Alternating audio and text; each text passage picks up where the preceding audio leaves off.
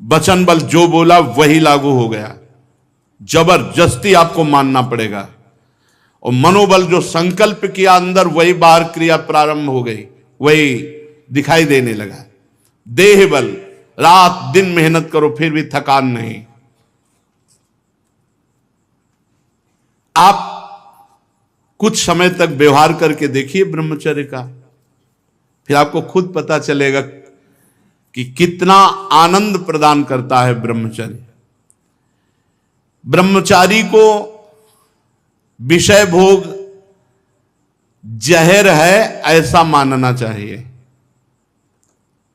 जैसे कितनी भी सुंदर खीर हो और कोई हमारे कान में आकर विश्वसनीय कह दे कि इसमें जहर पड़ा है तो हम बिल्कुल नहीं खाएंगे। हमारे शास्त्र कह रहे हैं, महर्षि जन कह रहे हैं कि ये विषय भोग जहर है, महान विषय है, ये पूरे जीवन को नष्ट कर देता है। तो ये जब ज्ञान हो तो उसका फल है विरति। जब हमें ज्ञान हो गया तो उससे हमें वैराग्य होना चाहिए, पर नहीं, ये ज्ञान तो है कि भोगों में सुख नहीं है, भोग दुख रूप है, भोग जहर के समान है। कैसा ज्ञान है? वाचिक ज्ञान, उपदेश देने के लिए। लेकिन जब भोग सामने आते हैं तब ये ज्ञान काम नहीं करता। यदि उपासक भोगों से भयभीत हो जाए तो बच जाए, बहादुरी नहीं, भागना पड़ेगा इसमें। एक बार पूज्यपाद सिउड़िया बाबा जी ने स्वप्न देखा।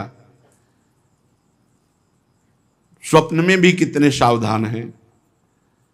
भिक्षाम देहि, एक घर में आवाज लगाई, नारायण नारायण। तो एक माई निकली, सुंदर अप्सरा, हीरे जवाहरात से रत्नों से भरी हुई थाल। आवाज एक घर में लगाई और सैकड़ों घरों से निकल आई और सब एक से एक सुंदर, और चारों तरफ से घेर लिया और मुस्कुराना, हाव भाव प्रकट करना।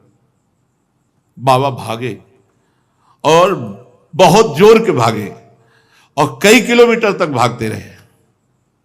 फिर पीछे मुड़ के जब देखा कि कोई नहीं दिखाई दे रहा, तब खड़े होकर सांस ली। जब सांस ले रहे थे तो आंख खुल गई। आंख खुल गई तो नारायण नारायण नारायण।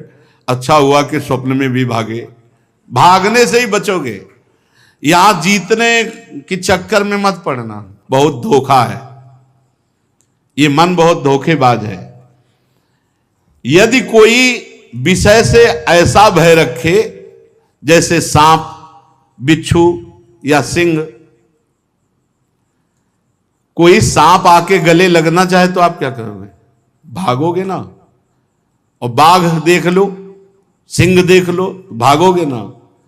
ऐसे ही विषय भोग की इच्छा वाले कोई शरीर तुम्हारे नजदीक आ रहा है और तुम्हें भय नहीं लग रहा है, इसका मतलब है मरना चाहते हो, भ्रष्ट होना चाहते हो, नष्ट होना चाहते हो।